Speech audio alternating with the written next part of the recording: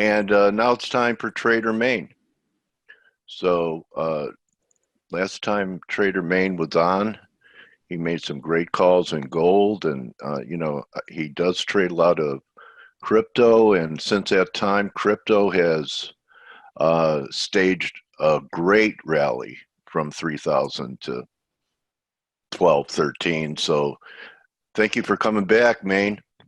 Hey, how's it going, guys? Good. So, if you want to share your screen, you just hover your mouse. So it's a green box that says share, and then you select the screen you want to show us. Beautiful. All right. Everyone Okay. can see, everyone can hear. Yeah, you're good, man. So, Right. okay. So you want to start with Bitcoin, and Yeah. what an interesting time. I was constructive down there in February. Actually bought GBTC. Certainly did not ride the whole move. It's a trust in Bitcoin. Do you know that? Yeah, of Yeah. course. Okay. So I don't know what to do. I thought we might be heading into a correction. Then we had that big up day. And now it's really in the news, the IRS sending out, that they know 10,000 people. I don't know where they got the names, but a lot of people feel that maybe this is the beginning of the governmental war Sure. against crypto. So interested in where your head's at, both technically and fundamentally in crypto now. Yeah. So, I mean, when I was here last, funnily enough, I believe it was the end of January. Yeah. And the two kind of things that I spotted, were gold being in a mega uptrend, and I was Correct. very successful in that call. And then in crypto, the one thing I noticed. And you were a bearish euro. You were bullish gold, but bearish euro, right on both counts. Exactly. Very good. It's funny, everyone was very, very bearish on crypto around here for obvious reasons. But the one thing I'd kind of they were starting to trade FX because they thought crypto wasn't going to come back. I go, well, that's a sign. Exactly. And the one thing I saw is like, listen, we're making a higher low on the weekly. And that's kind of what I noticed, funnily enough, with crypto. 78.6 back, bro. Yeah, exactly. One of the things you'll see on Twitter, and it's very easy to chart crypto very well. I had these levels marked. I was like, you know what? I like this as an area. Did I buy it myself? Unfortunately not. But, charting and trading are two very different things, as many traders will learn. Once you get the TA part of it down, they think that that's the holy grail, when to me, execution, holding the trades, managing the trades once you're in them, that's the hard part of this business, not so much the pretty charts. But the thing I love the most about crypto is it trends like no other market. Once this thing got going, if you look at the chart, it's almost comical, right? How much it's gone up in such a short period of time. And that kind of goes both ways, in that, since February, March, April, we're up, 300-400%. Right. And here we are, we've declined 40%. People think the world is falling, yet we're still at $10,000 for one Bitcoin. So, it's like no other market. I mean, I definitely suggest to anyone who trades, any sort of market, any sort of technical trader, take a look at this thing. It moves like nothing else. And when it gets going, I like to I focus just on the high time frame chart, and that's kind of what I've marked here. Once it got above about 4,500 here, I just went to the daily and I just bought any sort of pullback to daily support. And you basically had a chance on almost every single pullback to get in at a daily support level. You can see again here, you have daily support here. We've tested that once. That's what we've tested again here. That's given us twice. So recently we've tested daily support twice. So would that be get out of the way if we started trading back under that? What is exactly. it, 90.85? So basically, you're spot on here. I have these two little lines marked here from this candle. To me, as long as we hold here, I think we could see another push towards 11. There's a lot of confluence of kind of resistance, if you want to call it, in this area here. You have this level here. This is also actually confluent with the monthly open for July. And then you have, your psychological resistance at 11K just above there. So to me, there's a range here that could be played. As long as we're holding above this kind of 9,750 to 9,850 area, I can see a measured move coming to here. You have very defined risk, which is basically below here. I think if we're below 97 or 98.50 to 97.50 on a daily basis. If we get a close below there, I'd be hesitant. If you're in any sort of leverage long, I would be looking to probably get out. I don't want to see another bounce at this support, because if we round off here or here, you know, that's just another lower high, a third test of support. There's a good chance this thing rolls over. You know, if you look at the weekly, I would like to see this kind of weekly level here get touched if we are going to continue to the upside. I think that would be good. If you just, I'll take my levels off here. If you just look at this, you know, we're due for some sort of correction. So, you know, anyone who is surprised that we're pulling back here after, you know, this kind of a run, sometimes the best thing you can do is delete your levels, zoom out, and, you know, even go to the monthly looks even sillier. So it's, Okay. it's not surprising to me that we're seeing a pullback here. How far we go is kind of, you know, the question, obviously. My low end on this pullback, if we are to fail this daily support, let's say, is between 75 and 8,500 with some sort of wick below. I wouldn't be too surprised. Some sort of. Let me ask you this, since we're turning a page on the calendar and it's August. Sure. I had a guest on who talked about August in Asia being considered ghost month. Sure. And it's a Thistle? huh?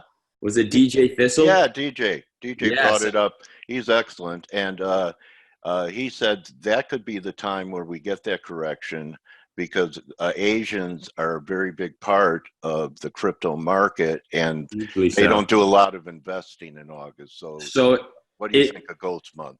It's funny. I talk to DJ Thistle a lot. We're actually from the same hometown, funnily enough, in Canada. But one thing I completely agree with is a lot of people think, you know, astrology, this ghost month stuff is, you know, BS. Voodoo, yeah. Voodoo. But at the end of the day, the Asian market is a huge player in this space. And so whether you believe in it or not, you know, that's volume that's going to be missing from the market. Okay. So I do think it's a factor.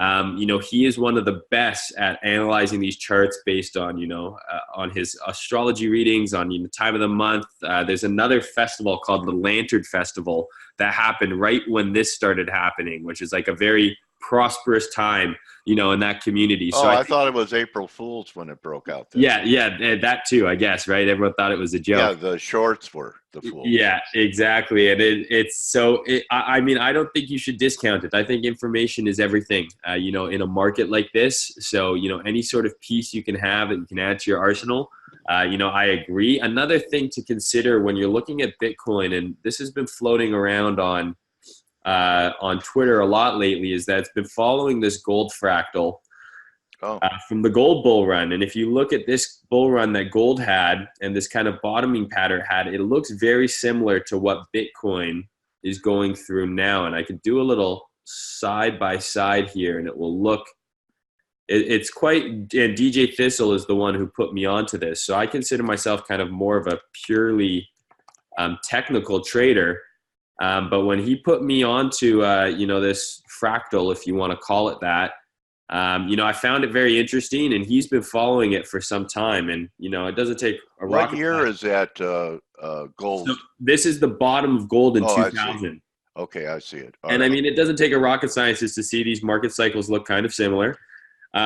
You know, and when gold, I remember back then in 2000, people were saying, Dale, why are you looking at gold? It's an archaic relic. It's only good for a paperweight. It doesn't work anymore. Well, isn't it funny how not just the technicals lined up with, basically you had a falling wedge here into support, and that's exactly how Bitcoin bottomed, right? We had a falling wedge into support, but the sentiment of the market was very similar. You had extreme bearishness on gold. Yeah. You had people thinking it was done. Then you also had the gold bugs who were like, gold is the future. And you kind of had the same thing about Bitcoin here. It was very harsh bearish sentiment, but there was, you know, a few people who were like, I don't know, I think this might be it. And then gold trended like crazy. And so a lot of, so my kind of analysis that I've gone over with DJ is we're thinking, if we're still following this fractal, I mean, even looking at these two charts side by side, if I were 30,000 Bitcoin. Exactly that, right? So this topping pattern here, you know, looks an awful lot like either this pattern here or this pattern here. So that's the question. If we're so here, back to 7,000 up to 30s, if you miss the first quadruple, you got a shot for the next one. so exactly. I mean, my dream scenario on Bitcoin See here. how sick we are? We dream about the markets. Do you Of have course. dreams at night, trading dreams? It's very weird. I see charts in my dreams, and then sometimes I wake up and I can't tell if it happened in real life or not. I don't know if that's a good thing or a bad I thing. have after we were through the interview, I have a psychiatrist you could talk to. Okay, perfect. I'll give Yeah, you the number. Go ahead. send He's them my mine. way. So my kind of ideal scenario, some sort of move down here, another move up, maybe a move down again to take out this low. I wouldn't be surprised if we came to maybe 8,000. That's going to get people scared. Yeah. A bounce up to get people bullish again, and then a wipe of that low before continuing. Into the equinox. Exactly. September. I think we'll double top at 13K. Yeah. And then I think once we get to past 13K, I don't see any real resistance till about 17,000, which is the old basically highs. the old highs. And I think once you get through here, that's kind of your party line. Once we're through this area, then it becomes how high does this thing go, right? And that's the funnest part about Bitcoin. It becomes pure speculation. And my advice for anyone who is in this market, if you wanted to learn anything from this bull market, no one knew it was going to go to 20K. At some point, this becomes pure speculation, right? Yeah. Have predetermined levels in your head where you're going to start scaling out of your position. Because if you don't, it's very easy to get greedy when you're up at 2x. You go, well, maybe it will go up 3x. Maybe it will go up 4x. And you never know. And as you can see, when this thing peaks, it declines very quickly after. You could have had $20,000 Bitcoin and, less than a month later, it's at 6,000. So, you got to have levels in mind. So that'd be my kind of suggestion. Not a profit till you take it. Exactly. No one ever went broke taking profits, right? So Bernard Baruch. So to me, at 20,000, I personally am going to be doing it in increments. Every $5,000, I'm going to be taking it off, and I'm going to be happy because if you were diligent on the way up, you should have some pretty solid core position from hopefully the last few months before it's been rocketing. Funnily enough, I told a lot of my friends and family to buy around here. And no one did except for my mother and through me, because I think the barrier to entry to get in is still a little high for some people. I told a lot of my friends who had no exposure at all, I said, try and get some exposure. And they didn't start messaging me until here. Funnily enough, it's at 12K and they're going, should I buy now? And now that it's down at 10K, they're asking me if it's dead. So it's funny how the market works. And not only are kind of the charts cyclical, but also the sentiment you get from, the markets are bipolar, buddy. Yeah. So let me ask you this: are there any markets outside of Bitcoin and other cryptos that have your interest with what's going on with the Fed yesterday?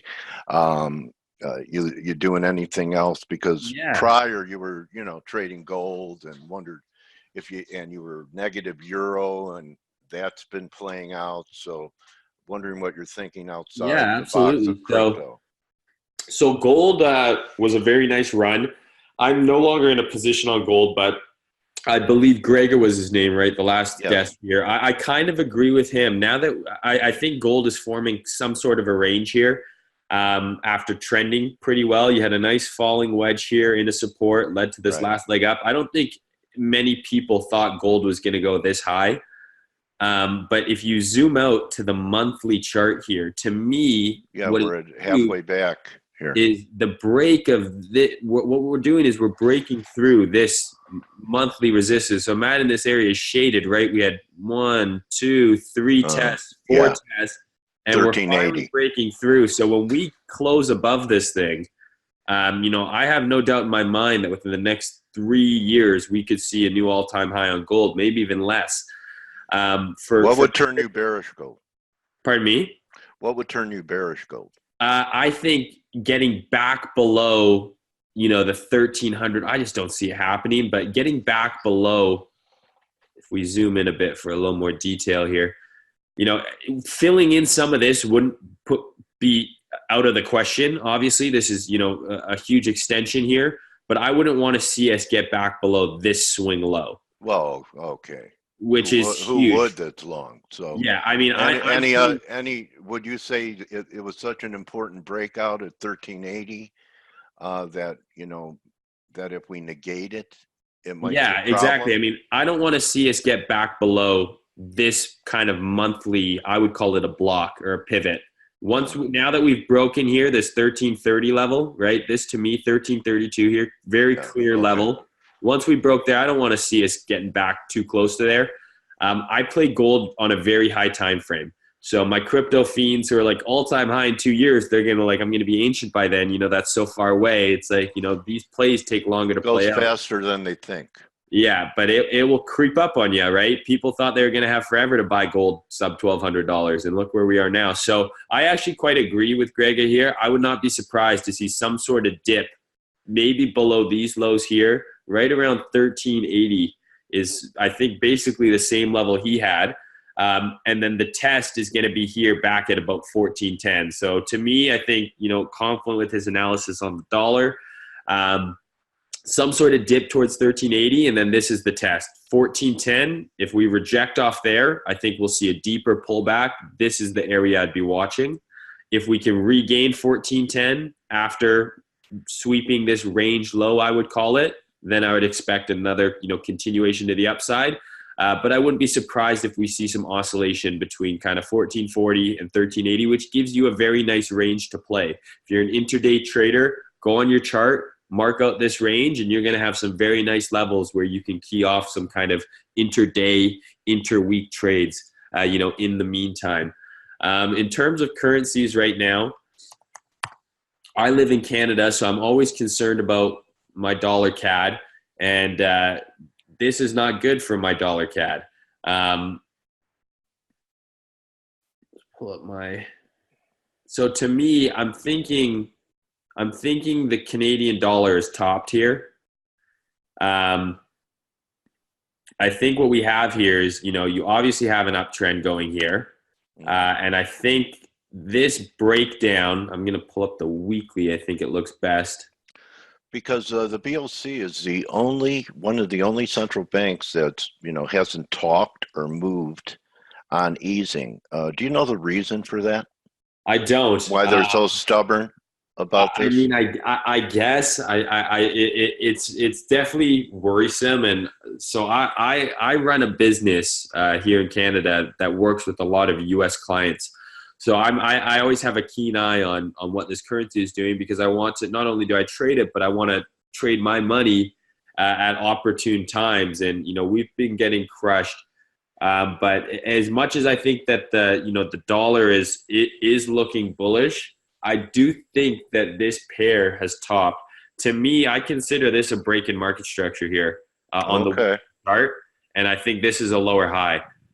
So to me, what I would like to see happen on the dollar CAD here, here's a lower low, right? So you have a lower high relative to this one. Now we have a lower low.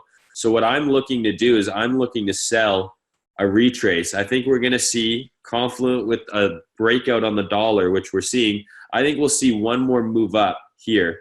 And just like Greg, I really like the 62% retracement. 60 to 79 is an area I like to see price retrace to for sells or buys. So compared to the dollar, actually, now that I'm talking to you about it and looking at it, USD CAD, why isn't USD CAD at new highs with the Dixie? So it's actually showing some relative strength that it's not already at 136 with the Dixie being at new highs. Do you know what I'm saying here? Yeah, with the correlation. Yeah. So I think it's interesting, but I think what we might see, and I think what a lot of people might get burned on, as I thought that the dollar was going to be at 100 a while ago. Yeah, we're almost there. So this slow grind, I don't think is necessarily as bullish as some people may think. Yeah. Because when I like to see a trending market, I like to see it make higher highs and higher lows with some sort of velocity. When it's grinding and it's making marginally higher highs, feels like distribution. to me, it when looks they're like doing it. distribution. It Yeah. looks like the demand is drying up, and we're coming into weekly resistance here. There's a lot of conflict. I mean, if you even just take this back to here, Yeah. right? This is not an area that we're going to come through on first time. So my kind of advice for the dollar CAD is that we see a pullback from here. And I think we're going to see, this is kind of my next trade I'm looking for on dollar CAD, is some sort of move towards 1.33 and then a downtrend. We have a lot of nice ripe higher lows here, you know, the staircase up, elevator down kind of thing.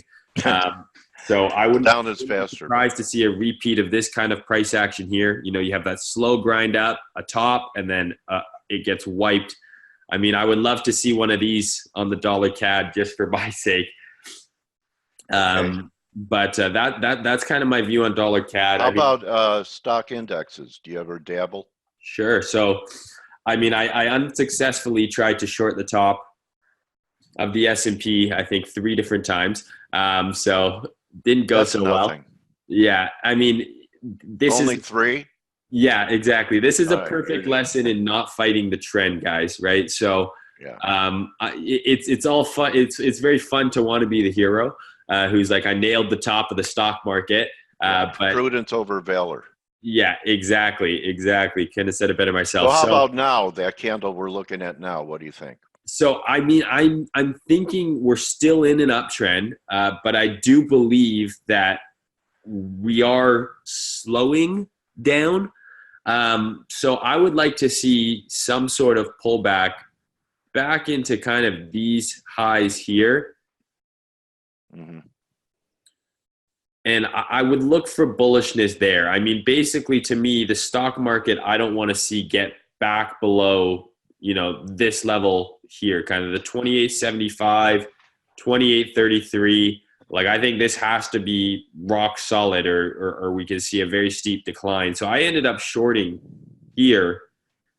Didn't close here because I thought the world was going to end. And then, you know, within a matter of a few weeks, it was back at my entry.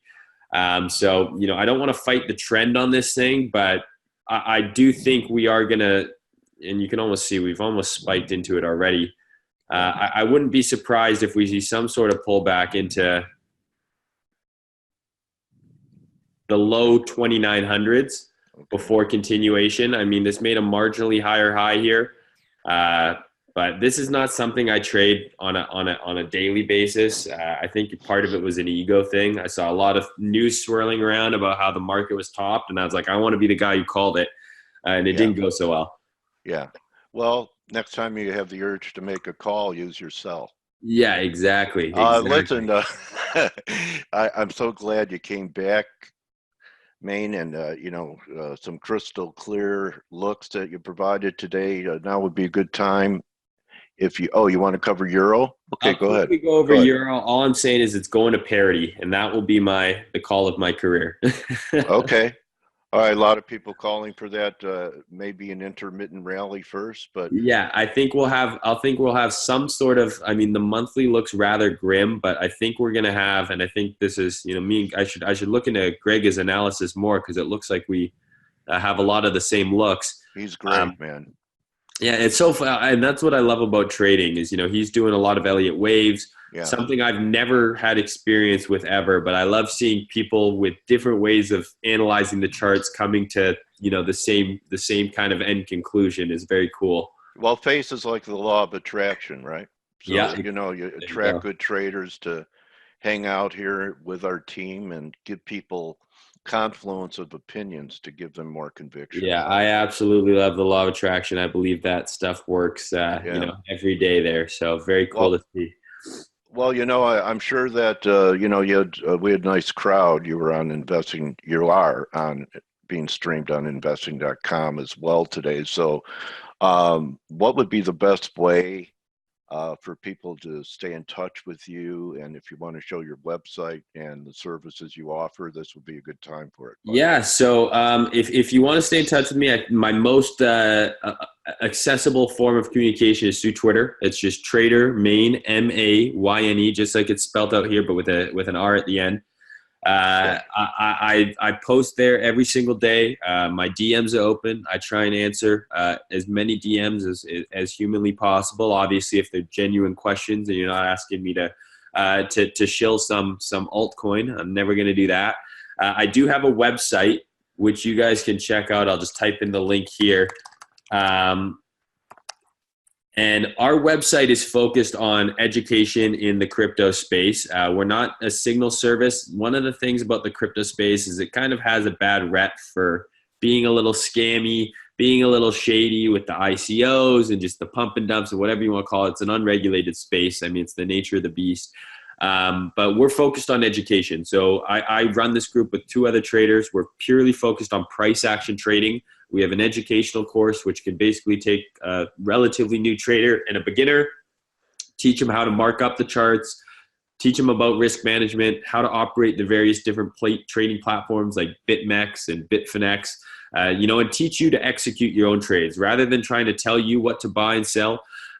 Teach you how to do it yourself, because I think there's a lot of value in that, and there was kind of a gap in the space in having just a truly education focused platform where you can come in, you can learn. We have a Discord community, so if you have any questions about that, feel free to follow me on Twitter, DM me, ask me some questions, and I would love to connect and communicate with many of you. And we go over Forex in our group too. We're called the Bitcoin Trade Group, but price action is, if it has a chart, we will chart it and we'll show you how to trade it. So we do a lot of Forex as well. We have a lot of fun.